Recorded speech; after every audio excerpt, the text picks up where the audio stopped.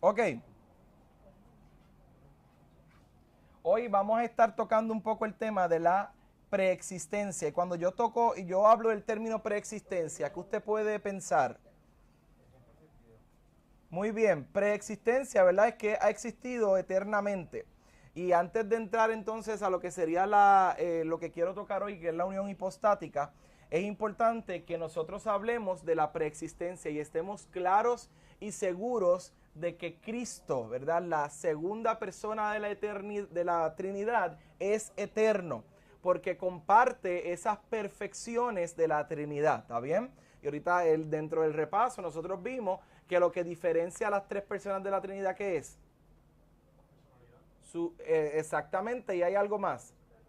Su relación, ¿verdad? Entre ellos hay una diferencia en relación, que el Padre siempre es Padre porque tiene hijo, ¿verdad? Y el Hijo siempre es hijo porque eternamente tiene al Padre. Hay una preexistencia de la persona de Cristo y hoy lo vamos a probar a través de las Escrituras. Juan capítulo 1, verso 3, ¿quién lo lee? ¿Quién lo busca? ¿Quién lo lee? ¿Quién ejercita la búsqueda bíblica en esta mañana? Juan capítulo 1, verso 3.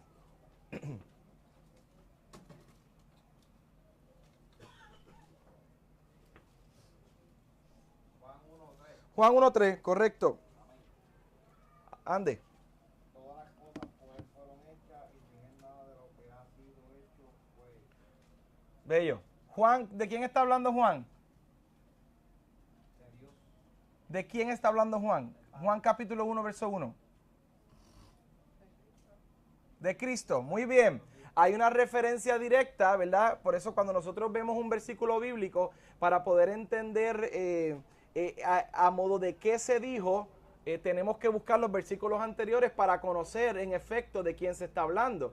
Juan, cuando llega a este versículo 3, lo que nos está diciendo es que todas las cosas por él fueron hechas. ¿Y de quién está hablando? Está hablando de la persona del Hijo, ¿verdad? Está hablando del verbo que se encarnó. Así que es bien importante que nosotros podamos ver esta preexistencia revelada en dónde. Si todas las cosas fueron hechas por Él, ¿desde dónde se revela esa preexistencia? Si todo, muy bien, perfecto. Hay un punto. Hay un punto. Hay un punto importante, ¿verdad? De que desde antes de la creación ya el creador existía, ¿verdad? Porque el creador existe, tiene una autoexistencia, una de las perfecciones incomunicables. Él tiene todo lo necesario para existir internamente, no necesita de nada externo. Así que el Hijo, dentro de esa Trinidad, por Él fueron hechas todas las cosas. Él participó directamente en el proceso de la creación. Cada persona de la Trinidad es vinculada, y esto me encantó, indistintamente con la creación. Cada una de ellas toma parte asumiendo distintas acciones en el acto creacional. Y nosotros vamos a comenzar a estudiar cómo en efecto dentro del proceso de creación todas las personas de la Trinidad son reveladas. La doctrina de la Trinidad viene a ser explícita en el Nuevo Testamento, ¿verdad? Cuando nos dice que el Padre, el Hijo, y cuando estaban bautizando a Jesús allí, que se apareció esa luz grandiosa, ¿verdad? Mientras Juan lo bautizaba y decía el Padre, ¿qué fue lo que dijo el Padre? Este es mi Hijo amado del cual tengo complacencia, y el Espíritu Santo descendía en forma de paloma. O sea que había una revelación directa de las tres personas de la Trinidad obrando. Cuando nosotros leemos el Antiguo Testamento, nosotros descubrimos que definitivamente esta predicación siempre ha existido, pero no de forma explícita. Si vemos cuando, por ejemplo, es lo que estudiamos Josué, ¿se acuerda que Josué se encontró un ángel? ¿Se acuerda de esa parte de Josué? Pues si no, se lo refresco. Josué se encontró un ángel sobre el cual él se inclinó y adoró. ¿Quién es el único digno de adoración? Dios. ¿Los ángeles se adoran? No. Por eso nosotros divergimos es bien importante que después lo vamos a estudiar, con otros tipos de creencias de que nosotros no adoramos ángeles. Nosotros no adoramos ángeles, no le prendemos vela a la Santísima Virgencita. Nosotros no hacemos eso, porque eso no es bíblico, ¿verdad? Nosotros rendimos adoración únicamente a Dios. Así que cuando Josué se inclina a adorar, estamos hablando de que esa persona que se está revelando en Josué era Dios, ¿verdad? Porque es el único digno de alabanza. Cuando Juan hace lo mismo en el libro de Apocalipsis, el ángel le dice, no me adores, yo soy consiervo tuyo. Adora solamente a Dios. Hay una diferencia entre lo que es un ángel y lo que es Dios. Así que Josué, cuando Josué se inclinó a adorar a aquella persona que estaba allí y le pregunta, ¿tú eres de nosotros o eres de los enemigos? Él le dice, yo soy el príncipe del ejército de Jehová. O sea, Cristo está siendo revelado desde el Antiguo Testamento. Lo que pasa es que son cosas que nosotros tenemos que entender luego de que conocemos la Trinidad. Así que cuando nosotros vamos leyendo la Escritura, con este conocimiento absorbemos cosas importantes. Cuando Cristo es revelado en toda la Escritura. Y yo tengo, ¿verdad?, una predicación que hice sobre cómo se revela Cristo a través de toda la Escritura, porque es revelado. Siempre ha existido y en la creación no es la excepción. Allí obraron las tres personas de la Trinidad. Y esto es bien importante, mira qué bonito, esto está bello. Ok, el Padre, mente suprema e infinita de la deidad. Ese es el Padre. Elabora el proyecto de la creación. So, el Padre dice, vamos a crear, Él es la mente, él es la infinidad, Él es la mente suprema, lo máximo. Y dice, el Hijo, el Verbo eterno, conocedor exhaustivo de la mente divina, es el que puede pronunciar. Ahora nosotros vamos a conectar los términos. El Padre es la mente, el Hijo conoce toda la mente del Padre y pronuncia el Verbo. Por eso Juan nos dice que en el principio era el Verbo. Ay, qué bello, ¿te siguen? ¿Alguien tiene duda? ¿Me deja saber? Ok, el Padre, la mente suprema e infinita de la deidad. Entonces el Hijo es el Verbo eterno. O sea, el Verbo, siempre la palabra pronunciada dentro del proceso de todo, la palabra pronunciada. Y es bien importante que el Logos, bello, muy bien. Conocedor exhaustivo. ¿Qué habíamos hablado de esta palabra exhaustivo? Que la discutimos un montón. ¿Qué era exhaustivo? Completo, ¿verdad? A profundidad, entero, ¿verdad? Hablando de conocimiento exhaustivo, un conocimiento completo de la divinidad de la mente de Dios. O sea que el Verbo, el Hijo, conoce enteramente la profundidad de la mente de Dios. Es el que puede pronunciar porque Él conoce lo que hay en la mente de Dios. Por eso es en la palabra, es el Verbo. Y el Espíritu, que escudriña la intimidad divina, poderoso, ejecuta el pensamiento del Padre y la voz del Verbo en acción perfecta de la omnipotencia divina, dando respuesta creadora a todo cuanto estaba determinado.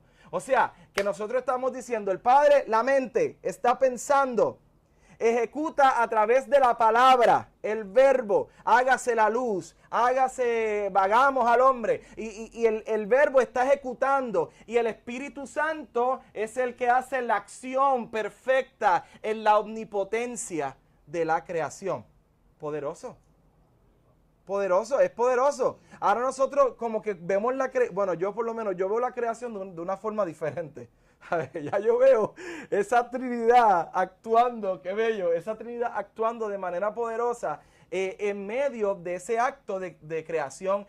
Cuando dice la palabra que en el principio creó Dios los cielos y la tierra. Ya tú piensas diferente. En el principio creó Dios los cielos y la tierra. Y tú piensas como esa mente dando todo, poniendo todo en su lugar. Y ese Verbo saliendo de ese Padre, aleluya, conociendo la intimidad, exhaustivamente la mente de Dios, los pensamientos. Y el Espíritu Santo obrando, efectuando todo lo que sucede en medio del proceso de creación. ¿Qué les parece? Poderoso, bueno, a mí me parece poderoso, no sé ustedes, a mí me parece, yo de verdad que, ay Dios mío, aleluya. Ok, la Biblia presenta al Hijo como creador, y es bien importante que el Nuevo Testamento nos da estos hints de que el Hijo es creador, y dice Juan capítulo 1, verso 3, que ya lo habíamos leído, que todas las cosas fueron hechas, por Él fueron hechas, y sin Él nada de lo que ha sido hecho fue hecho. Por eso que definitivamente dentro del proceso creacional actúa la Trinidad. Cada una de las cosas que conforman lo que existe fue creada por Él. Y no tan solo por Él, sino también para Él. Él es el centro o el propósito de toda la creación. Y nosotros lo vamos a ir viendo. Cristo es la causa, ¿ves? Adelante. Cristo es la causa de toda la creación. Es la razón de ser de que la creación sea creada. Las cosas fueron creadas en Él, que sustenta lo creado. Él es nuestro sustento. Aleluya. Él es el que sustenta nuestra vida. Él sustenta lo creado. El apóstol enseña que tuvo existencia por medio de Él, para Él siendo el destinatario de todo lo creado. Así que nosotros vemos tres verdades aquí. Que la creación fue hecha en Él, para Él y por medio de Él. Esas son las tres verdades bíblicas que nosotros estamos estudiando en esta mañana, de la preexistencia creadora de nuestro Señor. Y eso lo vimos en este versículo de Juan capítulo 1, verso 3. Todas las cosas por Él fueron hechas, sin Él nada de lo que ha sido fue hecho. ¿Está bien? ¿Estamos claros? Seguimos. Dice Colosenses capítulo 1, verso 15 y 16. ¿Qué lo busca? Vamos allá. Ejercite. Se me duerma. Natalie, ¿tú lo buscas? ¿Ah? Sí. ¿Qué fue lo que comentaste de la creación? ¿Fue hecha por Él, para Él? Y en Él. Fue hecha en Él, por Él y para Él. Y ahora vamos a dar un poquito más de contexto a esa explicación. Según Colosenses. Ok, ¿quién lo tiene? Dale, Natalie. Él es la imagen de Dios invisible, el primogénito de toda creación, porque en Él fueron creadas todas las cosas, las que hay en los cielos y las que hay en la tierra, visible e invisible, sean tronos, sean dominios, sean principados, sean potestades. Todo fue creado por Él, por medio de Él y para Él. Hace sentido con lo que les hablé anteriormente, ¿verdad? Es la explicación de este versículo bíblico. Pero es bien importante que Él es la imagen del Dios invisible. Nosotros habíamos hablado de que Dios Padre, ¿se acuerdan la teología de Dios Padre? En la teología de Dios Padre nosotros dijimos que Dios no tiene forma, ¿verdad? Que Él es invisible. Y que la única manera en que los escritores bíblicos podían decir o comparar esa interacción que tenían con Dios era hacer referencias humanas, la mano de Dios, el rostro de Dios, pero realmente Dios no tiene forma, Dios es invisible. Así que a través del Hijo nos acerca la deidad. Lo que hablábamos en las preguntas, ¿verdad? El Hijo nos acerca a la deidad porque Él es la imagen del Dios invisible. Y el primogénito, cuando yo digo primogénito, ¿qué usted piensa?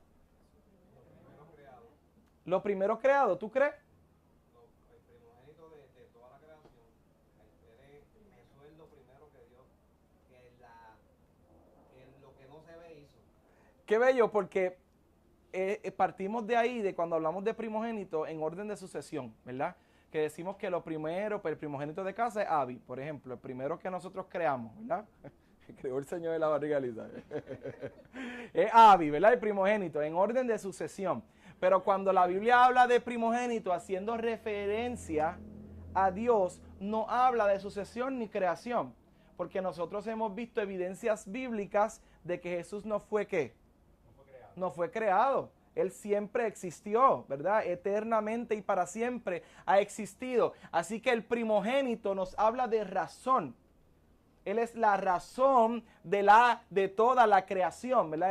Él es el porqué de la creación. Por eso es el primogénito de toda creación. Y este verso bíblico, por eso es importante que lo traje para que lo hablemos, es parte de lo que utilizan doctrinas de error también. Recuerda que estamos avivándonos porque tenemos que permanecer firmes en la fe.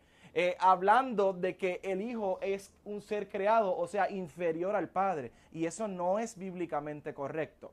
El Hijo no es creado. Él es la razón de la creación. Porque Él es exactamente igual que el Padre. Él es Dios. Conoce exhaustivamente la mente del Padre. ¿Estamos claros hasta ahí? ¿Alguna duda que surja? Me deja saber, ¿ok? Porque en Él fueron creadas todas las cosas. En Él fueron creadas todas las cosas. Porque Él es el ¿qué? ¿El qué? El verbo, el que la habla, muy bien, Él es la palabra, Él es la palabra. Y las que hay en la tierra, discúlpeme, todas las cosas, las que hay en los cielos y las que hay en la tierra, visibles e invisibles. Así que lo que nos está diciendo este verso bíblico es que Jesús, a través de la Trinidad, son los responsables de crear la sustancia de todo lo que vemos. Por ponerte un ejemplo, este televisor lo creó Jesús. Séame sincero. ¿Quién lo hizo? Insignia, ¿quién lo hizo? Best Buy. Este televisor no lo creó Jesús, no. Pero si uno se va adelante y adelante y adelante y adelante y adelante, ¿de dónde viene? La sustancia de este televisor la creó el Señor. A la eventualidad, ya sea por allá abajo, piedras, polvo, qué sé yo de dónde lo sacaron, pero tienen que haberlo sacado de algo creado. Por eso que todo lo que nosotros vemos lo creó el Señor en sustancia. ¿Este cemento lo creó el Señor? No, los hombres fueron utilizando lo que ya es creado. Exactamente, sí. La sustancia, lo material, lo creó el Señor. Así que nosotros, todo lo que nosotros vemos en sustancia ha sido creado por Dios. Y cuando hablamos de nosotros, en su totalidad, tú sabes, eso es en su totalidad. ¿Alguien tiene algo que decir, que añadir? ¿Alguna duda? Correcto. Él viene exactamente, es una revelación, y cuando hablamos del libro de Proverbios, hay una parte completa que habla el libro de Proverbios en primera persona, siendo la sabiduría hablando, ¿verdad? Por eso es que a través de Proverbios se nos revela que el Hijo es revelado a través de la sabiduría. Él es la fuente de sabiduría. Dice la Biblia que si alguno está falto de sabiduría, ¿que la qué? ¿Que la qué? Que la pida. Pídala. Pídale al Señor sabiduría en esta mañana. Y entonces vamos a comenzar a atravesar situaciones que nos van a llevar a ser personas sabias y entendidas a lo que Dios quiere trabajar en medio de nosotros. ¿Alguna duda? Ok, ya esto lo expliqué, ¿verdad? Cristo es el primogénito con respecto a esto es bien importante. ¿Qué diferencia hay entre primogénito y unigénito? Hábleme a ver. Correcto, es el único. Y cuando hablamos de la figura... y cuando hablamos de la figura de Cristo o de la persona de la Trinidad, ¿verdad? Esa segunda persona de la Trinidad, no hay nadie como Él. Jamás existirá alguien como Él. Él es único, Él es extraordinario, Él es maravilloso, Él es fuente de todo poder. Así que por eso es que Él es unigénito del Padre, porque es el único. Recuerde que Él conoce la mente de Dios de manera ¿qué? ¿De manera qué, Rafi? Exhaustiva. Así que Él es el único, ¿verdad? Ese poder de creación o de formación de hijos es únicamente subsiste en Cristo. Porque en Él fueron creadas todas las cosas, las que hay en los cielos y las que hay en la tierra, visibles e invisibles, ya lo habíamos discutido. Cristo es el primogénito con respecto a sus hermanos. ¿Jesús tuvo hermano?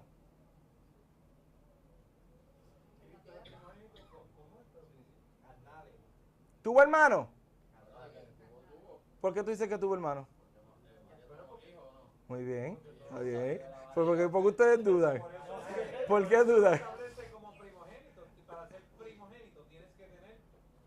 Exactamente. Así que Él es primogénito con respecto a sus hermanos, pero no con respecto a creación, porque Cristo no es ¿qué? No es creado, Él siempre ha existido, está bien. Por eso hay que hacer la diferencia. Él es primogénito con respecto a sus hermanos. Definitivamente, Él es el primogénito, ¿verdad? Porque María fue el primer hijo que tuvo y después María tuvo más hijos. María no es como ¿verdad? La presentan, que María nunca tuvo otros hijos. Sí, María tuvo hijos, tuvo más hijos, un montón más. Y hijas también tuvo, ¿verdad? Históricamente se registra. Así que es bien importante que María es el instrumento que Dios utilizó, pero María no se iguala a Dios. Y cuando hablemos de la naturaleza humana de Jesús, vamos a entender qué fue lo que ocurrió dentro del vientre de María. ¿Está bien?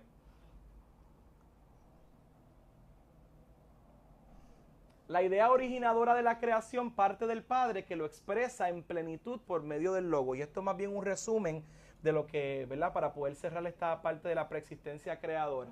Y es ejecutada en cuanto a realidad existencial por la omnipotencia del Espíritu Santo. Es la manera más simple y corta de poder entender cómo opera la creación la Trinidad en medio del proceso de la creación. Y ahora hablamos de una palabra de las que me gustan. Unión hipostática. ¿Qué usted piensa que es eso? ¿Cuánto tiempo me queda? ¿Qué usted piensa que es eso? Hipostática. ¿De dónde viene esa palabra? ¿Puede ser? Sí. Sí, definitivamente. Hipostática es un término, ¿verdad? Que no es un término que está en la Escritura. Y lo vamos a entender un poquito, que es un término que se utiliza para poder humanamente entender cómo es eso de que en Cristo subsisten dos naturalezas. Ustedes recuerden que cuando nosotros comenzamos a hablar sobre la deidad y comenzamos a hablar sobre Dios Padre, nosotros dijimos que nuestra mente es como, es finita. Hay cosas que nosotros no vamos a entender. Porque la grandeza de Dios, la magnitud de Dios es tan grandiosa y tan poderosa que no cabe en nuestra mente, ¿verdad? Y siempre yo les pongo el ejemplo de esa cubeta en el mar, que nosotros cogemos en una cubeta agua y todavía hay mar por ahí para abajo que no se va a acabar, ¿verdad? Así de inmenso es nuestro Dios y más todavía porque es más grande que eso. Vamos a buscar la palabra del Señor. Filipenses capítulo 2, versos 5 al 8. ¿Quién lo lee? Filipenses capítulo 2, versos 5 al 8.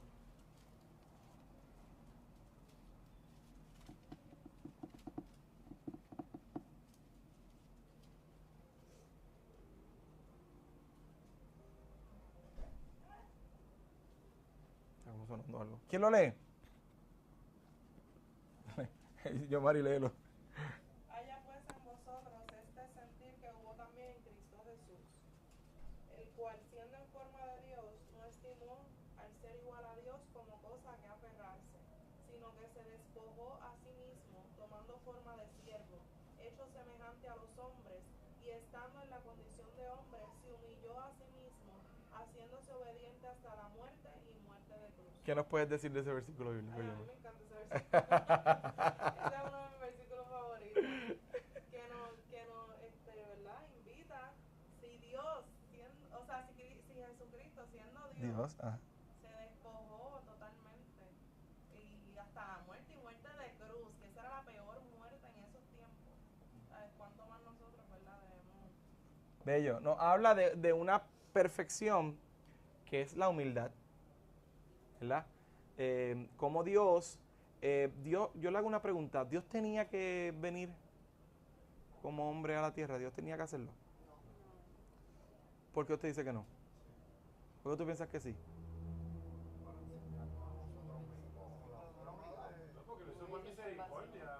Es un punto, ajá. Lo hizo por misericordia por nosotros, porque honestamente en Dios no tenía Pero que hacer somos nada su, por nosotros. pero somos su creación. Sí, pero no tenía, o sea, por misericordia lo hizo, pues no tenía No, él no que tenía, mover pero- nada a favor de nosotros cuando nos creó. Pero dice que Dios es un Dios de amor. Sí, sí. Sí, que esa perfección, qué bello, eso me gusta. Ajá, esa es la palabra clave. Los dos están bien. Aquí todos tienen la razón. ¿Por qué? Porque cuando hablamos de tener, estamos diciendo que es una obligación. Y en efecto, Dios no tiene la obligación de venir aquí a salvarnos, porque Él nos dio todos los recursos.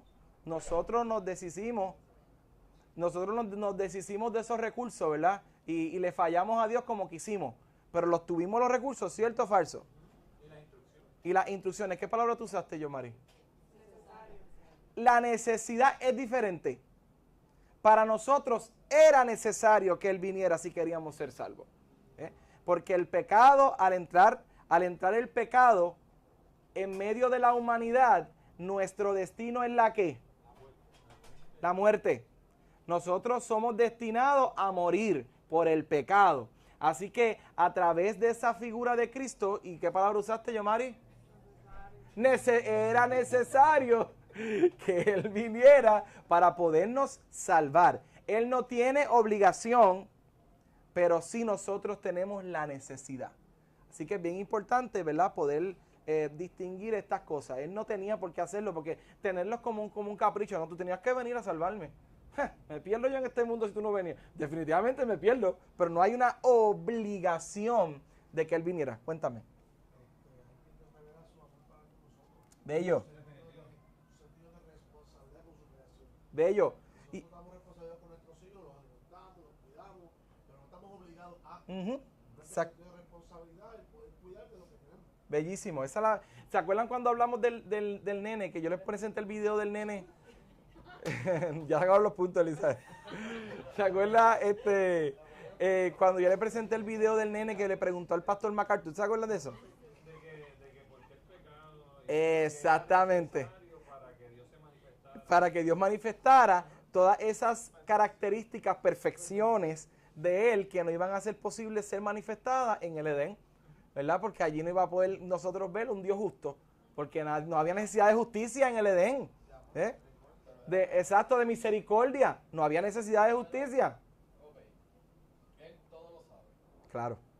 Si él sabía que iba a pasar eso, ¿no era mejor no hacer al ser humano? Bueno, pero es que si no, entonces no tendrías tú la oportunidad de estar aquí. Está bien, pero yo tampoco pedí. Es otro punto, pero la realidad es que si él sabía lo que iba a pasar, o sea, pues ya eso entiendo yo que hasta cierto punto era como que un plan. Definitivo. Acuérdate que el propósito de la creación del hombre es la adoración. Nosotros fuimos creados para la alabanza de su nombre. Todo el tiempo el propósito de las cosas que hace el Señor es la exaltación de su nombre. Dentro de ese proceso de creación, Él lo que está buscando es una adoración distinta a la adoración de los ángeles, ¿verdad? Porque los ángeles fueron creados para alabanza suya, pero los ángeles no toman una decisión de adoración. Así que en medio del proceso de exaltación, Él lo que Él quiere es que nosotros voluntariamente le adoremos. Ahí está el propósito de la creación. Por eso nosotros hemos sido creados. Por eso nosotros llegamos a esta tierra, para adorar a la alabanza de su nombre. Y eso lo testifica la Biblia en múltiples versículos, ¿verdad? Estamos un poquito desviándonos del tema, pero es necesario. La Biblia lo testifica en múltiples lugares y nosotros lo podemos buscar y estudiar a mayor profundidad. Así que ya conociendo el propósito de la creación, era necesario que eso ocurriera, para que el hombre tomara la determinación de adorar su nombre. Hoy nosotros hemos decidido, ¿verdad? Vamos a alabarle, vamos a glorificarle. Él es mi Salvador, Él es mi Señor. Y dentro de ese proceso de creación tienen que ocurrir este suceso de evento para que el hombre se rinda enteramente al Señor en voluntad, ¿verdad? No de manera obligatoria, sino en voluntad al Señor. ¿Está bien? Perfecto. Ok, cuando hablamos de unión hipostática, estamos diciendo que el ser humano está compuesto de dos sustancias, cuerpo y espíritu, ¿verdad? Está lo que es la parte espiritual y la parte corpórea. Y usted sabe que por ahí se dice alma, cuerpo y espíritu, y esto está correcto, ¿verdad? Eso lo dice la Biblia, el alma, el cuerpo y el espíritu. Ay, pero lo que quiero definir dentro de esto es que hay un aspecto de mi vida que es espiritual y hay un aspecto de mi vida que es carnal. ¿Qué pasa? Cuando yo hablo de mi cuerpo, ¿en qué área, en qué se divide el cuerpo? Pues el cuerpo tiene muchas divisiones, ¿eh? Mi cuerpo se divide en extremidades, en torso, en cabeza. Esa como más o menos las divisiones mayores, cabeza, torso y extremidades, ¿verdad? Así se divide el cuerpo, exactamente de la misma forma también se divide el espíritu en alma, en corazón, you name it, por ahí para abajo según lo testifica la Escritura. Así que partiendo de ahí, la personalidad no es una parte de la naturaleza, sino la expresión comprometedora de la naturaleza. ¿Y cómo yo puedo explicar esto? Pues cuando nosotros tenemos una responsabilidad o una persona jurídica, o sea, de que podemos comparecer ante un tribunal, porque tenemos una persona jurídica que me compromete, ¿verdad? La persona es la que actúa sobre mi naturaleza. Pero si hay una persona que, ¿verdad? No tiene nada en, o sea, una persona, como yo le había puesto, que no padece de sus facultades mentales. Alguien que no tiene conciencia, ¿verdad? Padece de esa persona tiene, ese ser humano tiene persona jurídica. Yo lo puedo acusar. No, en esencia él es un ser humano, pero a nivel de persona no se ejecuta, no se expresa esa naturaleza comprometedora porque él no tiene la capacidad para expresar esa persona jurídica. Y aquí tengo ¿verdad? Gente que me puede decir que es cierto o es falso. Si ahí hay alguien, un mongoloide te mete una bofetada, tú no puedes ir al tribunal a acusarlo porque él no tiene persona ¿qué? Jurídica. Así que pues es una realidad, es la manera de que nosotros podemos identificar esta parte de la expresión de la personalidad a nivel del ser humano. Y pasa lo mismo en la persona de Cristo. La unión hipostática es el intento de la mente humana de entender la dimensión de la naturaleza de Jesucristo. Con todo, no hay manera de comprender que Jesús sea completamente divino y completamente hombre al mismo tiempo. Porque no tenemos forma de nosotros compararlo con nada dentro de la tierra. No hay nada que es completamente dos cosas. Usualmente cuando nosotros tenemos una plasticina verde y una anaranjada, son dos cosas, ¿verdad? Tengo una plasticina verde y una anaranjada. Si las mezclo, el color cambia. Se convierte en otra cosa, que una sola. Así que es bien importante que es difícil de poder comprender a nivel entero, ¿verdad? Cómo es esto de que existen dos naturalezas dentro de un solo ser. Pero es parte de la Escritura. Y dice, puede alegarse que Dios tenía que hacerse hombre si quería sufrir las luchas y los dolores de la criatura, identificándose con ella. ¿Quién me busca Hebreos 2, capítulo 17? Adiós. Capítulo 2, versículo 17. Y alguien que me busque Hebreos 4, 14. Hebreos 4, 14 al 15 y Hebreos 9, 11 al 12. ¿Ya los tienen? Ok, podemos alegar que Dios tenía que hacerse hombre, la palabra tenía, ¿se acuerdan? Dios tenía que hacerse hombre si quería sufrir las luchas y los dolores de la criatura, identificándose con ella. ¿Qué dice Hebreos 2, 17? ¿Quién lo tiene? Hebreos 2, 17.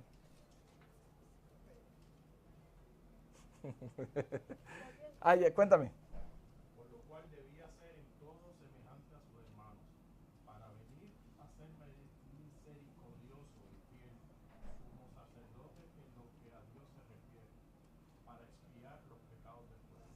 Había una necesidad, era necesario que eso ocurriera en forma de hombre para que Dios pudiera sufrir, ¿verdad? A nivel de hombre, las luchas y los dolores de la criatura y nos podamos identificar. Y Él se puede identificar con nosotros, ¿verdad? Ahora mismo, cuando Dios nos mira a nosotros, hay un filtro con el que Él nos mira. Y es el filtro del amor de Jesucristo. Por esto yo envié a mi Hijo a morir en una cruz. Qué bello, qué poderoso.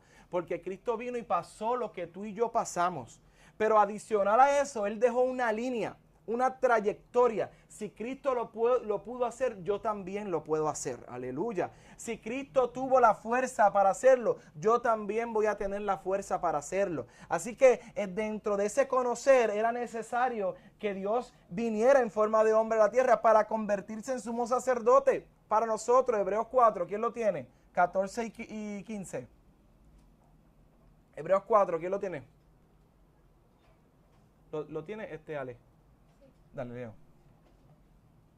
14, ¿verdad? 14 y 15, sí.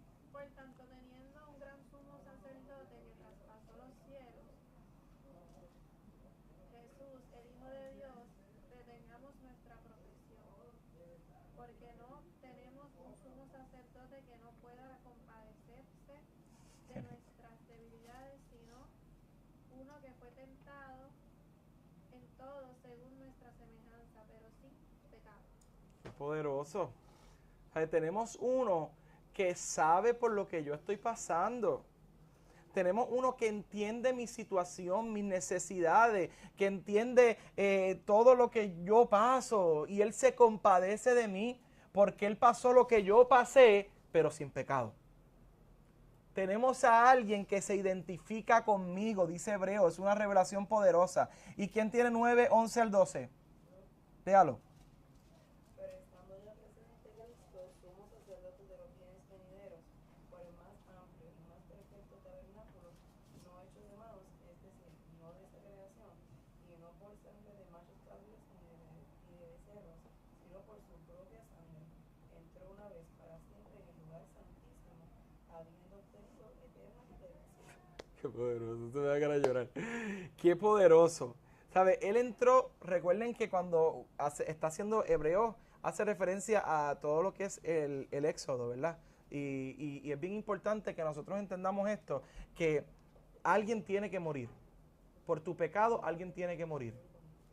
Por mi pecado, alguien tiene que morir. Tiene, porque lo ocurrió. ¿Sabe? Es necesario. Ese sacrificio de Cristo, aunque ocurrió en el pasado, sigue vivo hasta el día de hoy. Por mis pecados Él sigue muriendo, eternamente. Cristo dio su vida por mí, su sangre es una sangre de salvación. Eternamente me limpia, eternamente me salva. O sea que cuando alguien me van a crucificar, ¿se acuerdan de aquello que hablamos de la cruz de Cristo? José no está hoy. De la cruz de Cristo, que cuando se la iban la cruz estaba preparada para otro hombre, ¿verdad? Y por eso le quedaba grande al Señor, porque Él ocupó el lugar que me pertenecía a mí. La cruz era mía y el Señor la ocupó por mí y dio su vida por mí, porque vino a compadecerse y entró de una vez y para siempre al lugar santísimo, habiendo obtenido esa eterna redención. Ese lugar santísimo que era inaccesible, Él no lo hizo accesible. Por eso la pregunta, ¿qué acerca Jesús a la humanidad? La divinidad. Ciertamente Él la acercó, Él nos hizo accesibles a esa redención eterna para que pudiera ser el único mediador entre Dios y los hombres. No hay otro mediador. Repito contigo. No hay otro mediador entre Dios y los hombres. Solamente Jesucristo. ¿Está bien? No hay nadie. No hay nadie. Así que si usted escucha por ahí que hay alguien que le lleva los mensajes al Padre, eso es una herejía. ¿Ve? Ahí vamos distinguiéndonos de unos aspectos importantes. Es una herejía y nosotros tenemos que estar atentos a este tipo de cosas. Solamente Dios, por el sacrificio de Jesús, es el mediador entre Dios y los hombres. Porque es Dios hombre. ¿Estamos claros? ¿Alguna duda? Ni San Pedro es mediador entre Dios y los hombres, ni María es mediadora entre Dios y los hombres, ni el Papa es mediador entre Dios y los hombres, nadie, ni Aarón en Mita, ni ellos no son mediadores entre Dios y los hombres, Dios los reprenda para nada. Ahora se llama Rossini, la última, creo que no son mediadores. Pero espérate, vamos a acercarlo un poquito más. Ni el pastor. Ni el pastor es mediador entre Dios y los hombres. Ni el líder. Es más, ni tu papá. Para acercarlo, ¿verdad? Porque a veces nos señalamos aquello, señalamos al otro, pero vamos a examinarnos a ver si es verdad. Si nosotros utilizamos a una imagen, ora por mí, pero yo no oro, no va a haber resultado. Ora por mí. Y yo matándome orando y allá usted en Santo Domingo, comiendo en un crucero, allá celebrando. Y ¿sabe que no? Busque usted su propia, ¿verdad? Pantalones. Si vamos a unirnos todos, nos unimos. Yo he quedado con gente, ¿verdad? Hablando seriamente, yo he quedado con personas, hay una necesidad, vamos a orar. Vamos. ¿Ah? Vamos a orar, ¿verdad? Cuando hay una necesidad en medio de alguien, un matrimonio, algo así, vamos a orar, vamos a ayunar, vamos a hacerlo juntos. Yo voy a estar ahí para apoyarte. De seguro el Espíritu Santo, porque dice la palabra del Señor que donde hay dos o más reunidos en su nombre, allí Él está, unidos en ese pensamiento. Y Él va a obrar todo lo que pedí al Padre de la forma correcta, Él lo va a hacer. Así que nosotros tenemos que actuar en fe y vamos a orar juntos por tu necesidad, vamos a orar juntos por tu debilidad. Claro que sí, y Dios es fortaleza, pero que yo esté orando y usted esté por allá, no, hasta ahí. Es que eso no es bíblico. No es bíblico, primero que todo. Así que es bien importante que el único mediador entre Dios y los hombres es Jesús. ¿Quedó claro, verdad? Meridianamente claro. Puede decirse que necesitaba ser un hombre para poder morir y salvar a los hombres. Porque nosotros habíamos hablado en clases anteriores que la salvación tiene que ser equitativa al ser que se está salvando. En el caso de nosotros que somos hombres, pues el salvador nuestro tenía que ser hombre. Para poder salvar nuestra condición de hombre. ¿Está bien? Me ibas a decir algo, perdóname. Sí, que los tres versículos hacen referencia al sumo sacerdote. podía entrar, por eso que está haciendo referencia, podía entrar al lugar Santísimo. Ujú. era el sumo sacerdote. Correcto. Lo amarraban y le ponían unas campanitas, si no veían el movimiento, es que había muerto. Correcto. Y se dependía de él para la salvación del pueblo. Exactamente. Una vez a la... Hace referencia Ujú. que Jesús rompió con todo eso. Correcto. Bueno, no rompió, Cumplió. y ya es él. Accesible. Eso es importante, por eso lo hablaba, ¿verdad? Ciertamente. La Biblia dice sobre ese sumo sacerdote que entraba una sola vez al año, no era cuando le daba la gana. Había un tiempo específico para entrar, para hacer sacrificios por el pecado de todo el pueblo y para que ese animal que moría allí tomara el lugar del pueblo que se supone que muriera, porque el pecado trae consigo la muerte. ¿Está bien? La unión hipostática intenta explicar la absoluta perfección humana y divina de Jesús. En Jesús hay dos naturalezas. En Jesús hay una sola persona, que es la persona eterna, única de la Trinidad, y hay dos naturalezas, la naturaleza humana y la naturaleza divina, y ambas operan en conjunto durante la vida de Jesús. Por eso cuando se dice que Jesús crecía en gracia y en sabiduría para con Dios y los hombres, ¿de quién está hablando? ¿De qué naturaleza está hablando? ¿De la divina, tú crees? De la humana. De la humana. Porque Jesús crecía con gracia y sabiduría y aumentaba su sabiduría. O sea, Dios todo lo sabe. La naturaleza divina de Dios todo lo conoce, pero la humana tenía que forjarse para ser como nosotros. Vamos cayendo. Poco a poco, ¿verdad? Poco a poco. Pero es bien importante que hay dos naturalezas, divina y humana, ninguna de ellas es disminuida por la otra, o sea que no hay más, Él no es más Dios que hombre, sino igualmente Dios, igualmente hombre. Él es una sola y única persona eterna. Dentro de esa persona eterna hay dos naturalezas. Sé que el tema es un poquito, ¿verdad? Pero es importante. Al llamar a Jesucristo Dios hombre, no se quiere afirmar que el verbo de Dios se unió a una persona. Bien importante. El verbo de Dios no se unió a una persona para hacerlo Dios. No. El verbo de Dios estuvo entretejido dentro del proceso de formación de la naturaleza humana de Jesús dentro de María. No es un hombre que llegó a ser Dios, sino Dios que se hizo hombre sin nunca dejar de ser lo que eternamente es Dios. Dios se humanizó. Y cuando la Biblia habla sobre revestirse es crear un vestido sobre alguien. O sea, cuando yo te digo revestirte, no es que tú te vuelves a vestir, no es una ropa que tú te puedes quitar. Revestirte es como si una costurera te hiciera un traje justamente a la medida, que después ya tú no te lo puedes quitar. Por eso Dios nos manda a nosotros a revestirnos, ¿verdad? De Dios, porque es algo que yo no me puedo quitar, está entretejido dentro de mí, y eso fue lo que ocurrió dentro de esa formación del Hijo, de la humanidad del Hijo. Hubo revestimiento de humanidad, y Él dejó todo lo que estaba allá arriba en su trono para venir entonces a la tierra en forma de hombre, y esa forma atemporal, hacerla temporal por un término de tiempo, para que entonces Él pudiera morir por nosotros en una cruz. ¿Alguien tiene alguna duda? ¿Alguien tiene alguna duda? Levánteme la mano. ¿Alguien dice que tiene duda? Yo también tengo duda, por si acaso. Ok, las dos naturalezas subsisten en una unión íntima de ambas.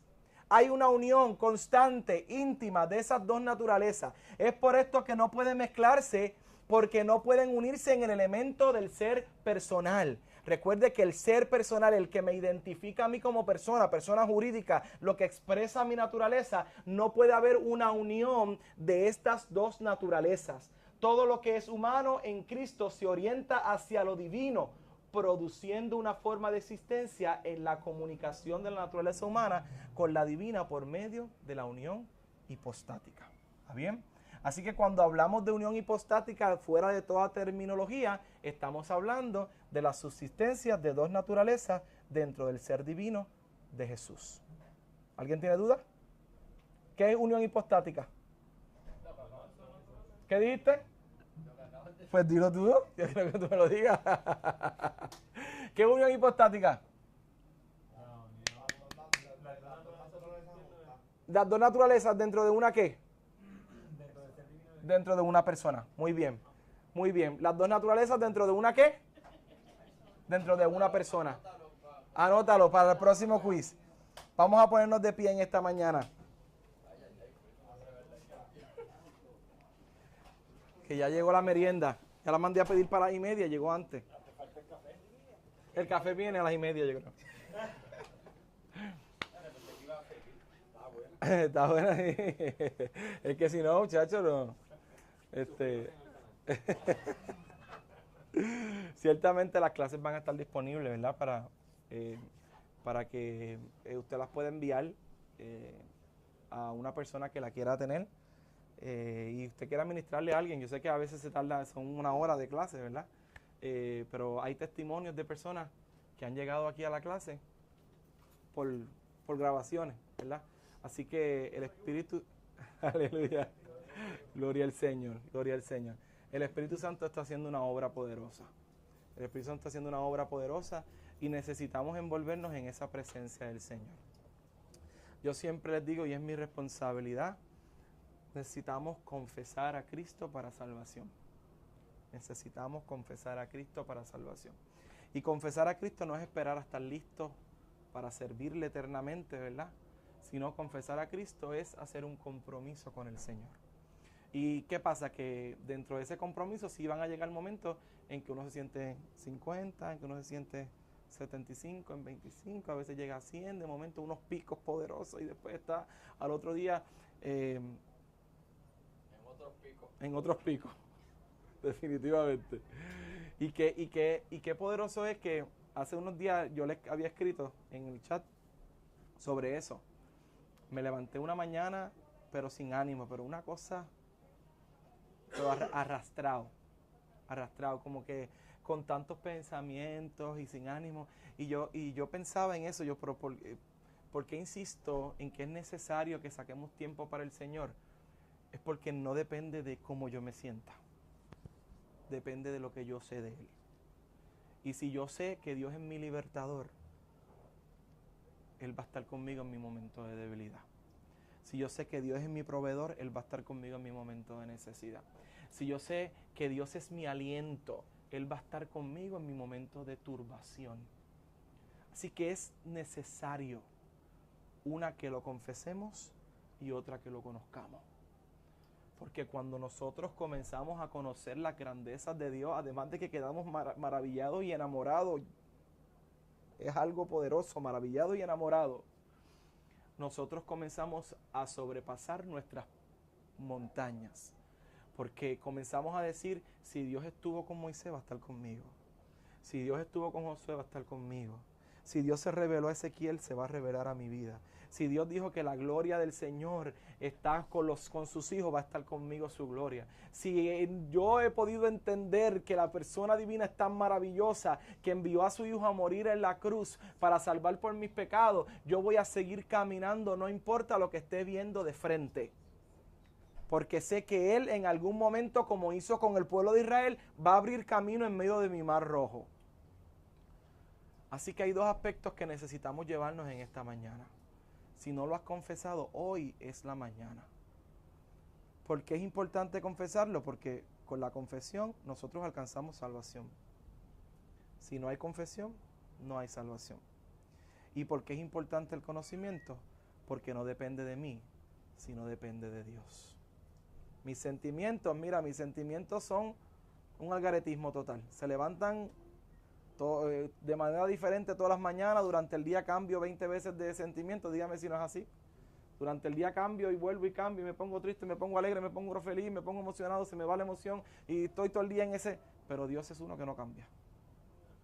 Y ante ese conocimiento magnífico de Dios, nosotros nos sometemos a Él. Padre, en esta hora te damos gracias, mi Señor. Nosotros nos presentamos delante de ti. Tú que tienes todo el conocimiento de nosotros, Señor. Tú que sabes todo lo que atravesamos. Tú que conoces, Señor, hasta lo íntimo de nuestros pensamientos. Sabes cómo nos levantamos, sabes cómo nos acostamos. Sabes, Señor, cuán turbada está nuestra mente de tantos pensamientos que a veces ni podemos, Señor, hacer una cosa porque los pensamientos son tan fuertes que nos sacan la concentración, mi Señor. Hoy nosotros te pedimos que tú trabajes en medio de nosotros. Conocerte ha sido lo más maravilloso que nos ha podido pasar.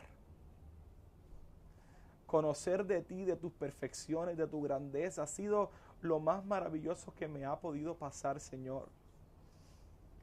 Y yo no quiero parar. Yo quiero conocerte todos los días de mi vida, hasta que me llames a morar contigo, Señor.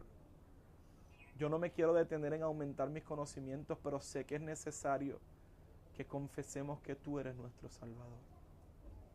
Porque dice tu palabra que al que te confiesen los hombres, tú le confesarás con tu Padre que está en los cielos. Ayúdanos, Señor, a dar ese paso de fe. Ayúdanos, Padre, porque conociéndote sabemos que no tenemos absolutamente nada que perder. Porque sabemos lo poderoso que tú eres. Y que aunque te fallemos, tú vas a seguir siendo fiel. Lo necesitamos, Señor. En el nombre de Jesús. Amén y amén. Dios le bendiga.